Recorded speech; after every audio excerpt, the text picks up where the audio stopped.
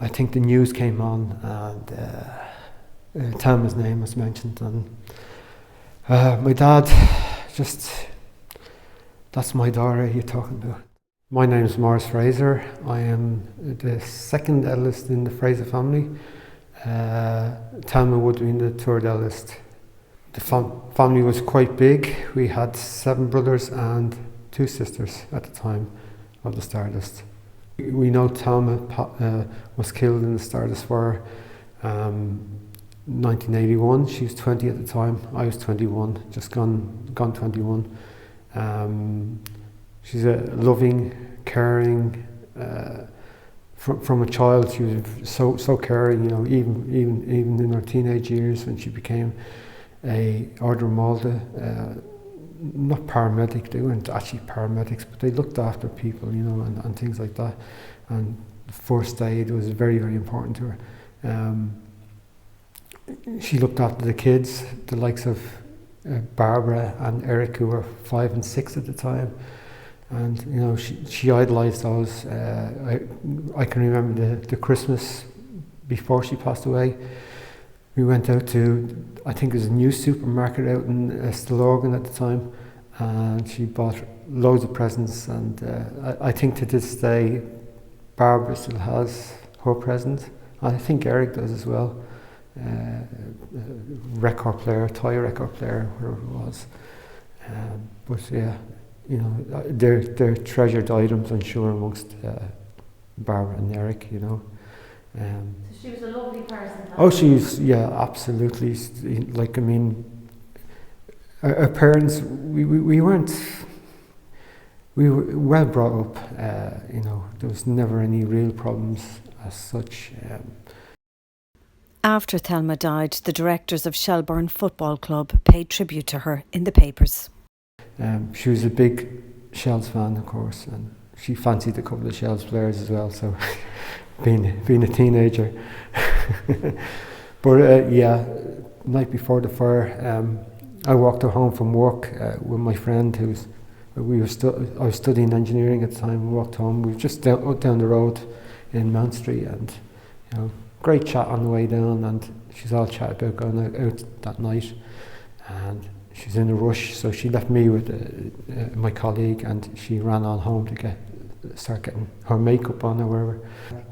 Went home then, and she was almost ready to go, waiting on, I think she was meeting Michael in one of the local pubs. Michael was her boyfriend, who sadly perished in the fire with Thelma. So she was meeting them in the Vintage Inn in Ringsend, and then heading out to the Stardust. Mainly, there's a union meeting on that night, and Thelma was involved with her job with unions, and that was in the pub next door to the Stardust, and that's the main reason she went out. But there was another reason, that Michael's brother was in the competition, so what they would do, they'd go and have a few drinks in the pub next door, and then go in and see Pat performing in the Stardust. So that was the way, if you like, that's the way it started all, you know. The rest is sort of a very, very sad history, and to this day it's affecting our family, and it's affecting all the families. There's a lad even here in Shells whose brother was in the fire, and he has suffered psychologically, and he was injured, but he wasn't badly injured. I only found this out maybe a year ago when he told me about it, and yeah, it struck home that, you know, on the north side, even on the south side, there was people affected. I'm going to divert a bit, because I was talking to, I work in St. Vincent's Hospital, and I was talking to a nurse recently, and she was only a young nurse, a trainee nurse, and she was on that night. Now, the thing about Vincent's is way off the other side of the city, but what happened was they would have been able to take many of the injured, the seriously injured because there was already a burns unit, but people with inhalation and things like that they'd look after. She was telling me that there was about 60 or 70 cases that they had to do that night, and they were literally run off their feet. And St. Vincent's was such a new hospital. They were learning about how to accommodate patients, and this was, she says, it was like a nightmare. It's like something you'd see in Beirut, people coming in with blackened faces, unable to breathe properly, and people running around the place. Incidentally, one of the consultants in St. Vincent's is former senator in the Irish Shannon, Professor Crown. He actually spoke to me about it as well, and he was an intern in Jervis Street, and that was one of the main hospitals for all the burns. And he says he's never seen it like it in his life, and he's gone abroad to third world countries to help out as well. And he says that the thing it remains in his mind today. The way it happened that night. Like many young people at the time, Morris attended the Stardust Disco on a regular basis.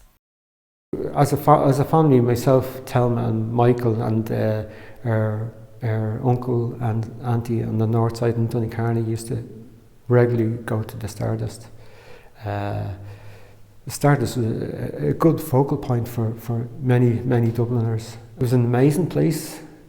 When you went into it, you see all this plush carpets on walls with carpets. You've never seen anything like that before, and the fluorescent lights, and it's an amazing place. But to think that it ended up, being soul destroying is another story. But we would regularly frequent it, and even on New Year's Eve, 1980. We went to a cabaret show, and you had the likes of Dickie Rock and Sonny Knowles, mainly for the older people. I was only 21, but still, it was a lovely evening. Morris often thinks about why he didn't go that night. I didn't go that night. Myself and Tom had a little bit of a row, but a silly thing really.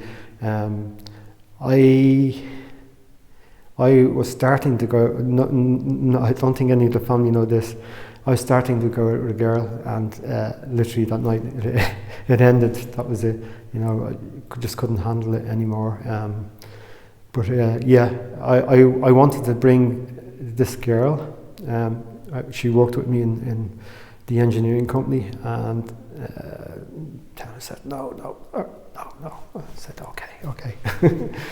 But she saved my life that night.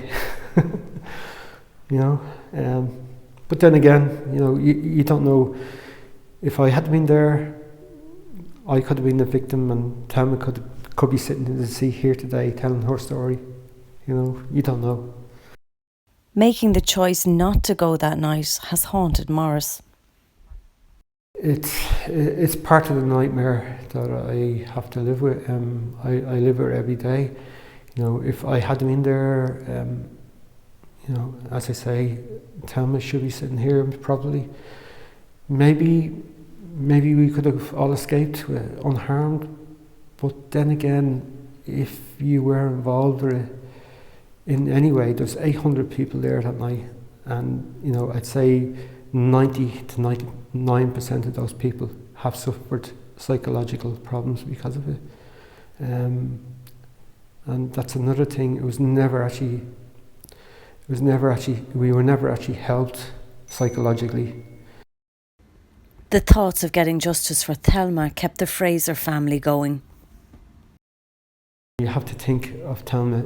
If she was here today, maybe she'd have her grandkids. She would have been a great sister for Barbara and her Barbara's daughter Sophie. I'm sure they would have idolised each other. It's 40 years since 48 young people died in the Stardust Disaster in North Dublin. And when you look at these pictures, the horror of what happened that night hits home. But we will never understand what it is like for the people who were left behind. I was woken up by my dad. My dad normally used to do his overtime in his job on Saturday morning, so he'd immediately turn on the radio in the bedroom, and literally I heard thump, thump, thump. I said, what the hell was that? He was knocking on Barbara's door to see, Thelma's door to see if she was there, you know, did she make it home, and he didn't hear her. So he came into the boys' room, and obviously I was half awake, and he's saying, the Stardust. I said, what? There's been a fire in the Stardust. So literally, you know, within seconds, up, dressed, and we had a sort of a plan. We had no phone in the house, so our next door neighbour was kindly relaying messages, or she would relay messages to our aunt on the north side, not the Dorans, but the other Dorans. There's a whole load of people on the north side. But that was the plan. He's going to go cycle around to the hospitals, and he sent me and Mark, the other younger brother, out to Donnycarney, where our aunt was living, and we stayed there for a while, and then we decided to go up to see the Stardust. And when you go up, you know, this is probably about 9:30, 10 o'clock. There's still people going around with blackened faces. The guards had just put in a cordon, so you couldn't get really far. But you could smell the acrid smell of smoke in the air, the smell of wood burning and things like that. It was shocking, but I think it was probably even more shocking for my dad going around the hospitals. He insisted on doing that, and you know, trying to communicate was horrendous. Like, we didn't have mobile phones back then, and you know, it's just I'm sure my mum was waiting in the next door neighbour's house, worried sick, waiting on a phone call. Unfortunately, no phone calls came. We went straight back home then. Sorry, I should have actually said, when we were in Donnycarney, our aunt's house, Pat came, Michael's brother came running to the door and knocking on the door, and, are they here? No, they're not. And Pat was only 17 at the time, and he had a blackened face, and he always had roaring red hair, but his hair was all singed and blackened. So when he answered the door first, I didn't realise who it was. You know, it's horrendous. You know, to see Pat in that state, and lucky he had a friend with him, and he was going to take him home to see if there was any news in his area in Comcastle Road, I think it was. Could you feel it, Morris? Did you feel she's gone? Not at that stage, to be quite honest. We didn't really feel she was gone. Probably until a day or two afterwards, because the community on the north side, they literally took people in off the street, washed them, fed them, you know, looked after them. People who were in shock. There were still people wandering around the streets the day afterwards. You know, it was surreal. Like, I mean, so we had hope that maybe Thelma was somewhere being cared for, or in a hospital, or maybe one of the neighbours took her in, or, you know. But it was only, I think, 2 days later we began to, we got a call from a guard saying, look, we may need samples, we need ideas of what she was wearing and all that, you know. So I think a guard called it, a detective called at the door and asked for these items at the time from Irishtown, and we duly gave it. So I suppose we were beginning to think then that maybe, you know, she's not going to come out. We still had hope that she may be still in the hospital though, unconscious or whatever. Can you remember the moment learning that she wasn't coming home? we never gave up hope. For some strange reason, we just didn't. Probably deep down in our hearts, we probably knew it. But it's hard to know when the actual, when the idea came into our heads that she's not going to come home. It was. I don't really know when. Right up to. I know it's silly. Right up into the identification, I was still hoping. Myself, my dad, and one of my brothers, and a couple of the members here brought us up to the coroner's court and drove us up. And at that stage, you're being brought into a dark room. There's nuns running around the place. There's detectives and police everywhere. And we were asked to sit down at our table, and the guard, the sergeant, I remember, he's very abrupt, but I wouldn't hold it against him, because this is such a chaotic scene. There's such emotion in the room.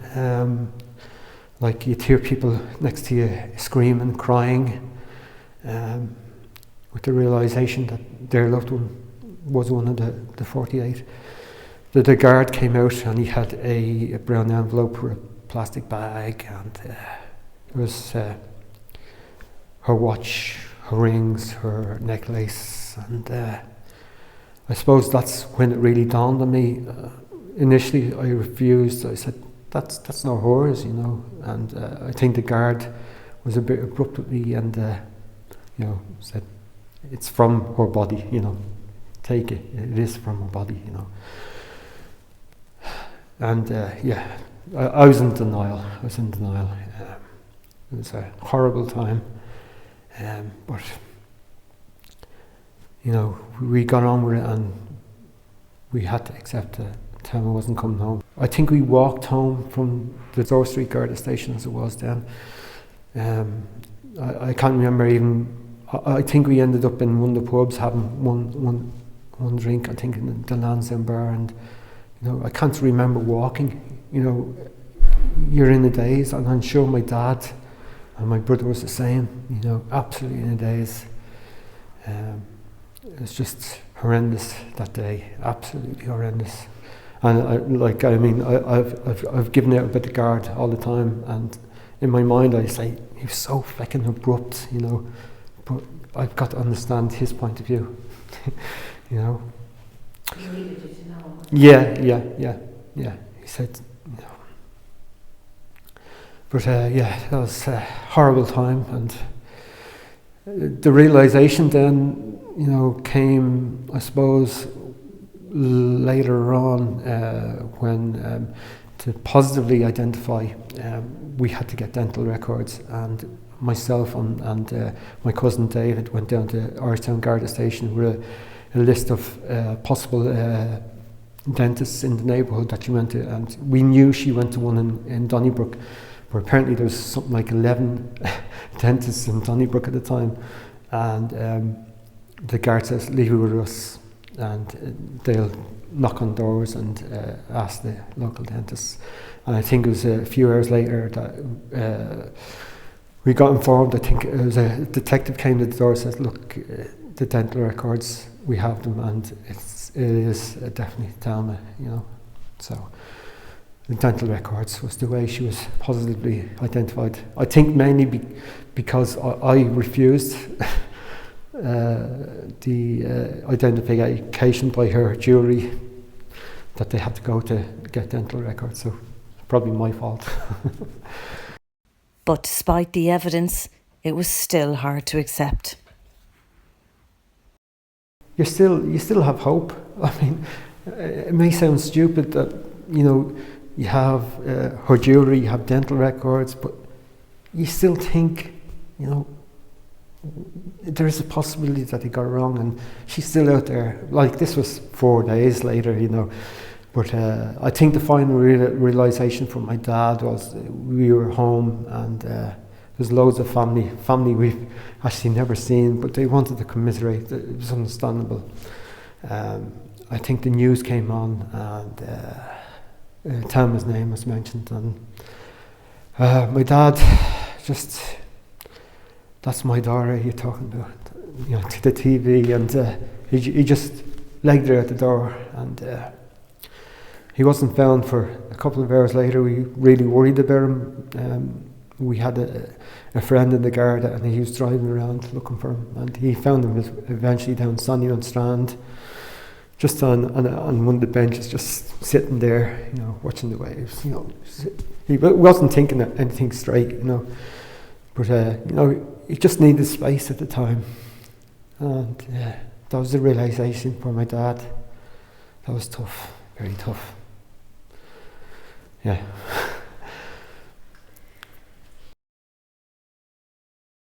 Yeah, and you know, the next couple of days was, you know, arranging the funeral service, and coming out of the morgue, you finally realise that Thelma is in the coffin, you know, and you know, it's just amazing. The people, all strangers outside the coroner's court, you know, there's coffins coming and going, but they'd be all paying respects, you know. It's amazing, amazing.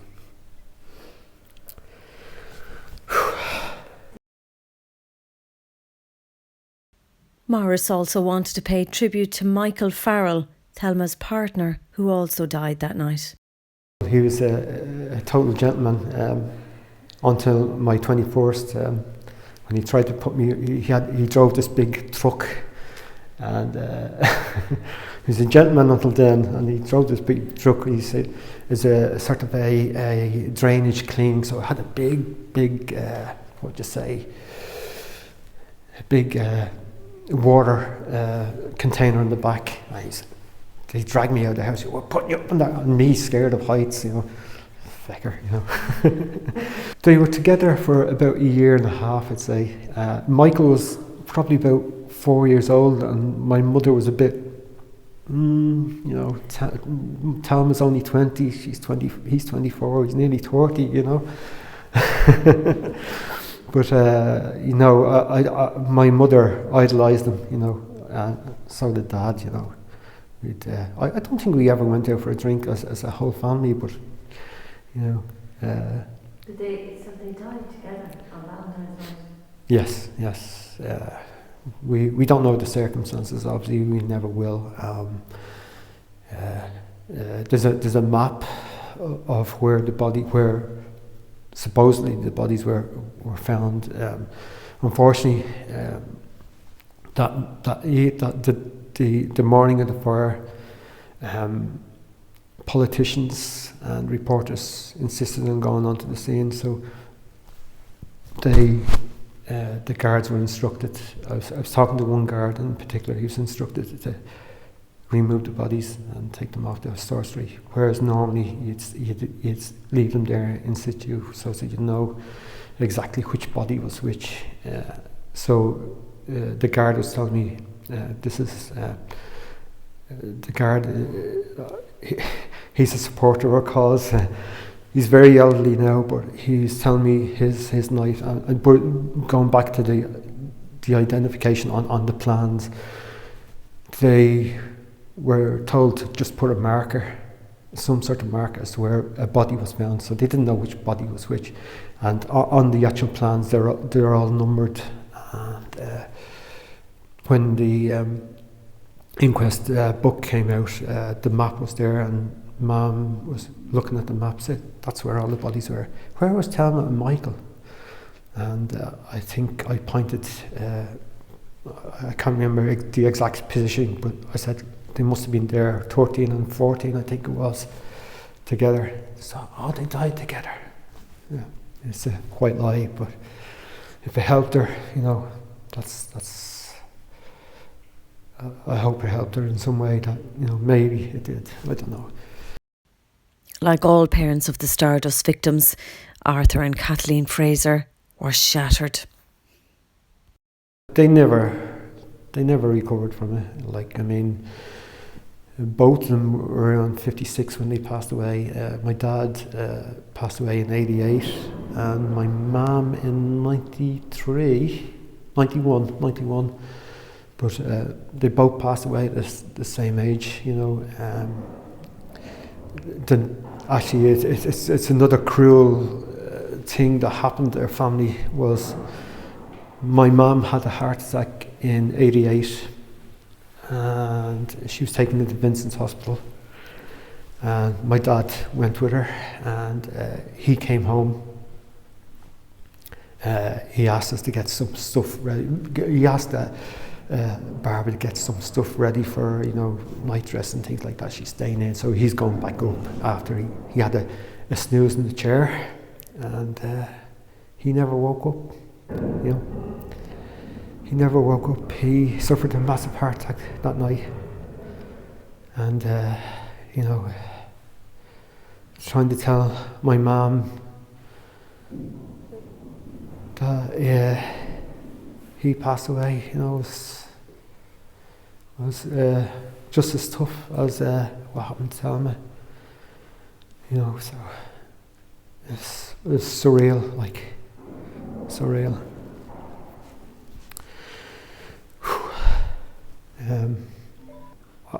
Amongst the horrendous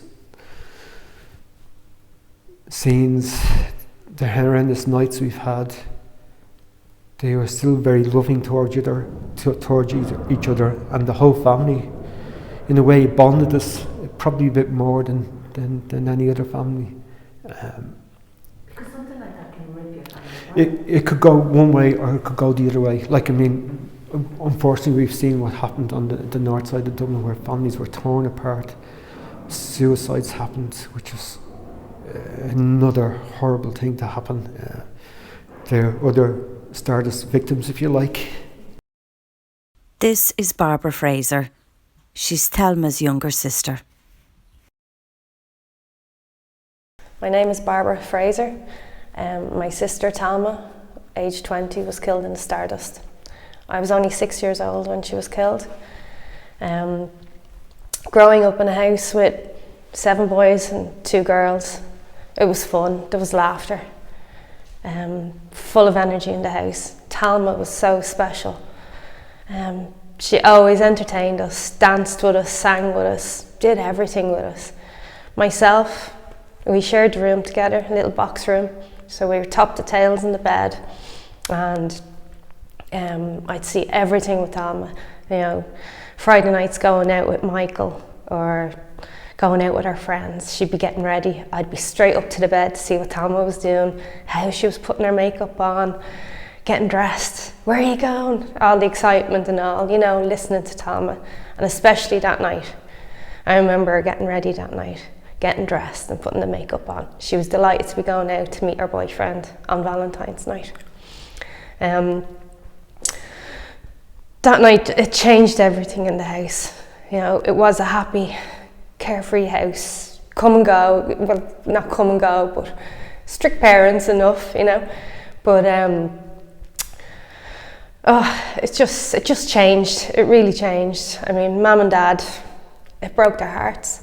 I remember that night going to bed and Thelma going off, and the next morning, all I heard was shouting downstairs. I heard Dad coming into my room, and he pulled me up out of the bed. He says, "Barbara, where's Thelma? Where's Thelma?"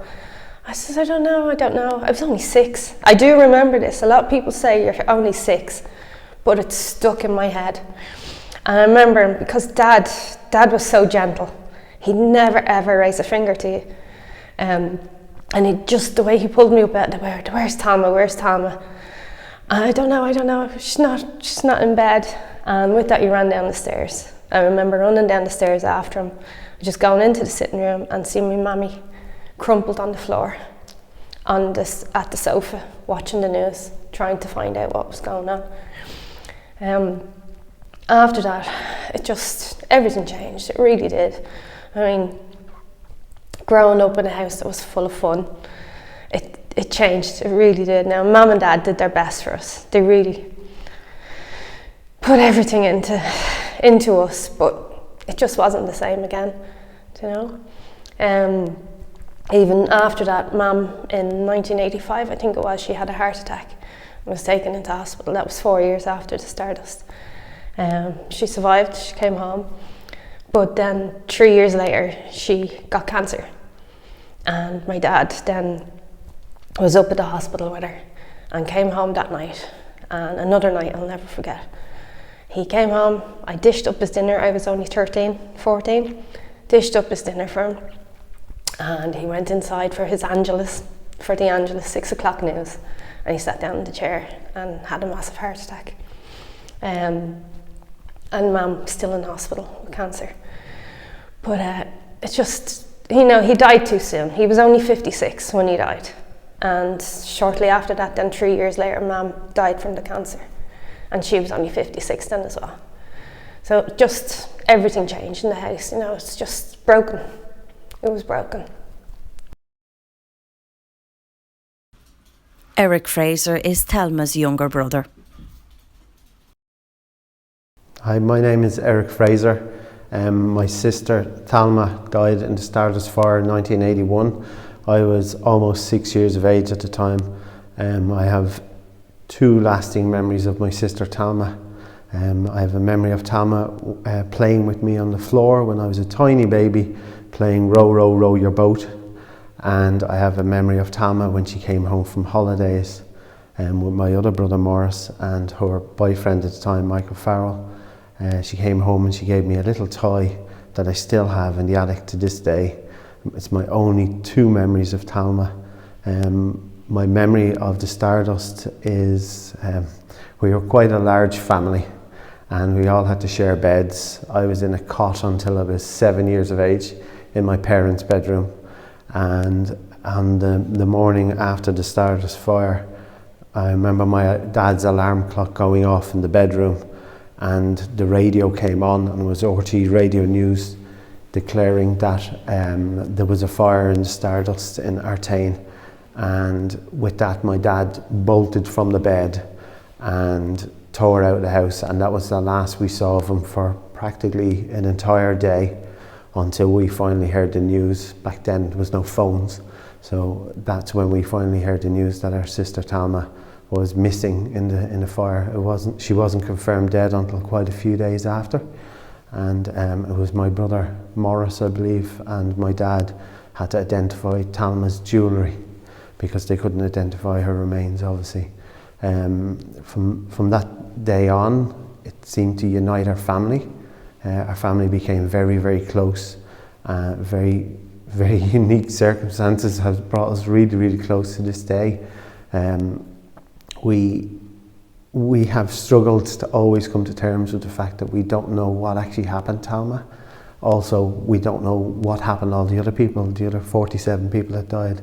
That to say that they were responsible for the fire is hard to come to terms with. And we, like all the other families and the victims that did survive, they've all been left not knowing how it happened and how it was caused and where it was caused. That they now want the answers and we want the answers. And unfortunately, the older generation are leaving the fight now to the younger generation to take up that battle. So that's why we're here today, to try and talk about our family and what it's done to it. By not being there that night, or he could have been there that night, Morris has to live with those questions. I don't know. I don't like talking about it because it did affect me. Like, I mean, I've never had a relationship afterwards. You know, I just kept worrying. You know, what would happen if I went out tonight and didn't come home with the girlfriend or wherever. You know, it affected me that way. It affected me. Like, I mean, I was a student in engineering, and I was studying in Bolton Street at the time, and kids, young adults can be very cruel. There was a few jokes going around about the Stardust. And I don't know how I held it together, but I just blanked it out. But It affected my studies, no doubt about it. It affected my job in a way. You know, I was really interested in the work, and I think psychologically it affected my career prospects. To me it did affect my career prospects. These things play in your mind even today, even though I'm not in the design or engineering or architecture, Graham. And today, 40 years on, the Fraser family and all the families of the Stardust victims continue to suffer because they've never received justice for their lost loved ones, and they carry that pain today just as they did 4 decades ago. Like, I mean, we shouldn't have gone through what we've gone through. It should easily have been solved in the early days before even the tribunal came to light. But, you know, I mean, it would have saved so many lives. When you think of it, you know, so many suicides over people who have guilt complexes. Today, we have a little bit of hope. 40 years fighting for it, you know, it's just, it should never have happened that you'd be 40 years fighting for even a semblance of truth. You know, it was a huge injustice done to us all. The one thing that really affected my dad, going back again, sorry, but the probable arson, you know, I mean, he couldn't understand it, I couldn't understand it. Like, there was 800 people there that night, and for the judge to come out and say probable arson, why, if there was no evidence, why did he come out with that, you know, why? Closure is a word that's not it's not applicable to us, it's not applicable to everybody because it'll never be closed. It'd be nice to find out exactly what went on. We will get some sort of truth about what happened that night. Like it definitely wasn't arson, and you know, there had to be some simple reason. Huge errors done, and we just like the errors corrected. It's not going to bring Thelma or Michael or the 46 back, but what it will do is it'll give us solace, light. Say, look, our fight was just. Our fight for 40 years was just. Like, I'm almost an old man now, but I would have likened my dad and my mum to see. I hope they're proud of our family, that we have fought.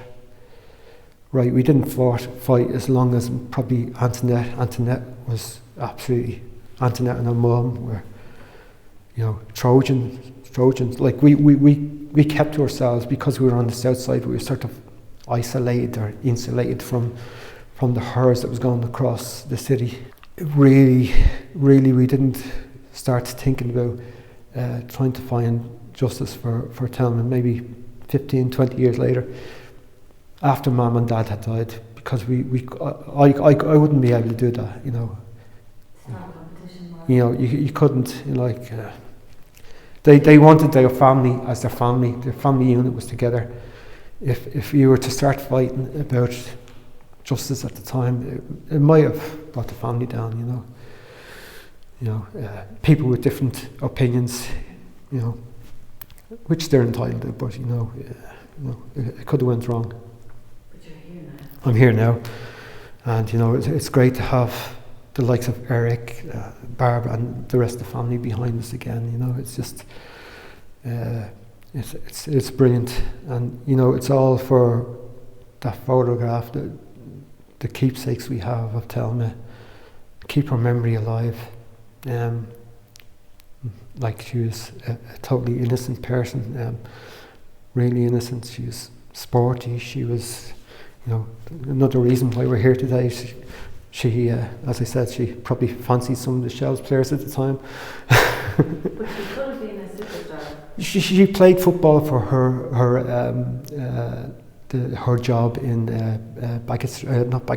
Shelburne Road. Yeah, she played football. She started us going out running, myself, Mark, Paul. We were very good runners. She was, come on, go out for a run. So, nobody ran in the 80s, you know, let alone 18, 17-year-old. But yeah, she although she's small in stature and probably thin, but she was really sporty. Like, I mean, there's no problem to her. Like, I mean, the first run we did was 6 miles. Out to RT and back. She had it, yeah. I think my mum was sporty as well, as of course my dad was as well. If she was here today, well, she is. She's in spirit with us. A kind, caring. I'd love to know how Michael and Thelma would have gotten on, if they had kids, grandkids by now. You know, as I said, you know, there's still a huge bond with our family. And I think Thelma would have been just as well, and Michael. Michael idolised the kids. You know, and sure, we would have been out on barbecues in Barbara's house and all that, you know. But Barbara's famous barbecues, so yeah, I mean, the family is at a huge loss without them.